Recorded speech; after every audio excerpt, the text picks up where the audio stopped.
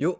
Nous avons récemment pu aborder 20 raisons de lire Dreamland, mais à l'occasion de la sortie du tome 22 excellent que nous a proposé Renaud Lemaire, je pense qu'il est grand temps que cette œuvre magistrale ait droit à son propre qu'est-ce que c'est. Même si certains passages feront certainement Reddit, c'est pas grave, cela nous fera que plus partager notre passion autour de ce manga merveilleux.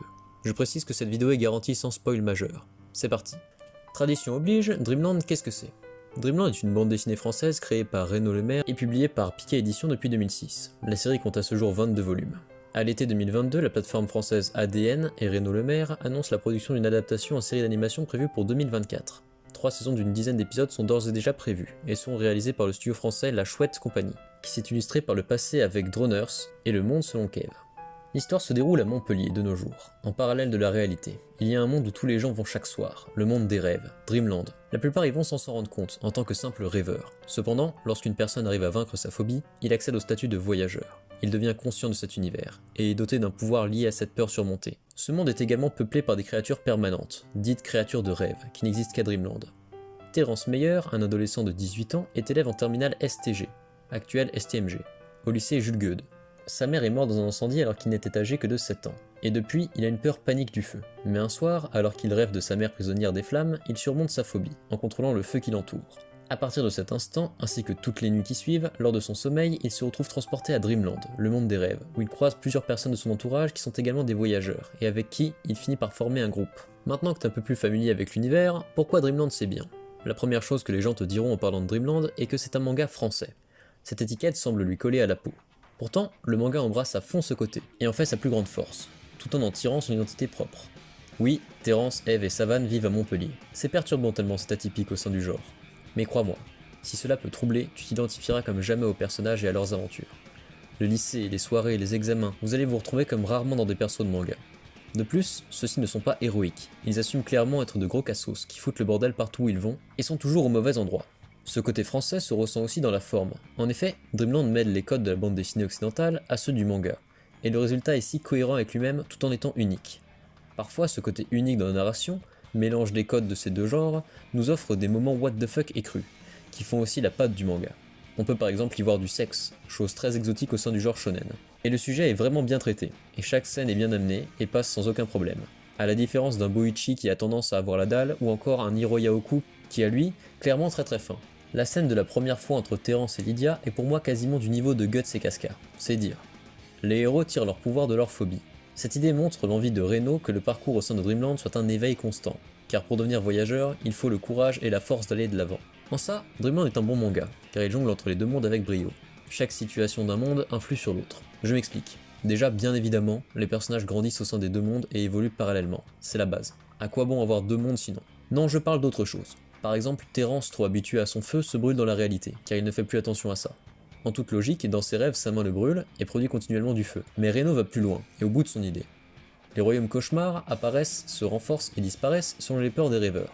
Par exemple, le royaume de la peste, autrefois puissant, s'avère avoir été déchu, du fait qu'à cause de nombreux vaccins, elle terrorise beaucoup moins les populations. Le lore et la mythologie sont très riches.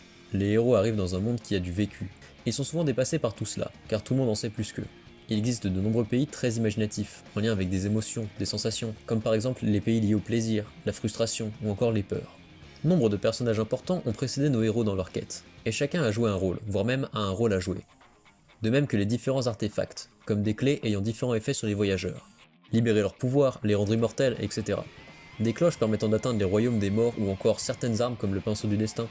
En bref, on nous donne réellement l'impression de suivre un petit groupe au milieu d'un énorme tout, qui les dépasse, mais ce n'est pas grave. Du côté du scénario et de la narration, Renaud maîtrise totalement son histoire, et l'on sent que beaucoup de choses sont déjà écrites, tant les indices sur la suite sont parsemés tels de nombreux foreshadowing. N'hésitez pas à aller checker ma précédente vidéo sur les mystères de Dreamland que Renaud nous donne afin de pouvoir y répondre ultérieurement. Les relations entre les personnages sont vraiment très réelles, et s'apparentent aux relations que nous pouvons nouer nous-mêmes. Peu importe lesquelles. On voit même certains seigneurs se lier avec les héros, ou encore plusieurs tensions entre groupes aux motivations opposées.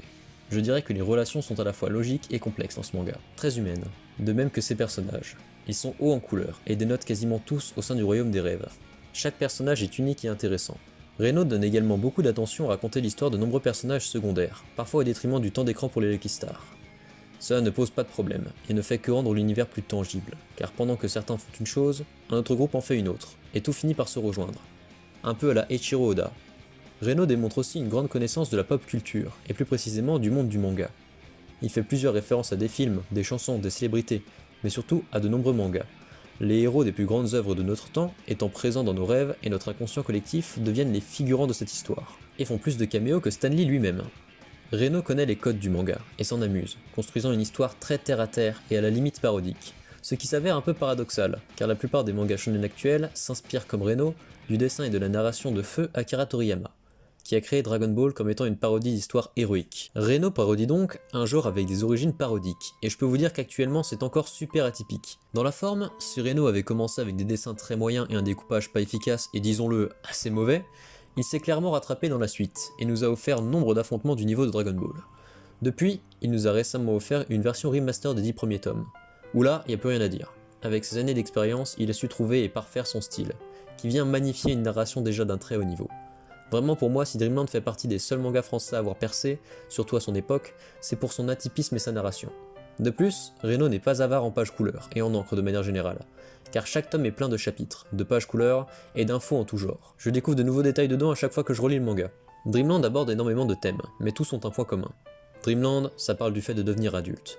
Terrence et ses potes sont de gros irresponsables, passant leur vie à faire des conneries, et qui, petit à petit, entrent dans le monde adulte, et doivent devenir adultes au fil des tomes.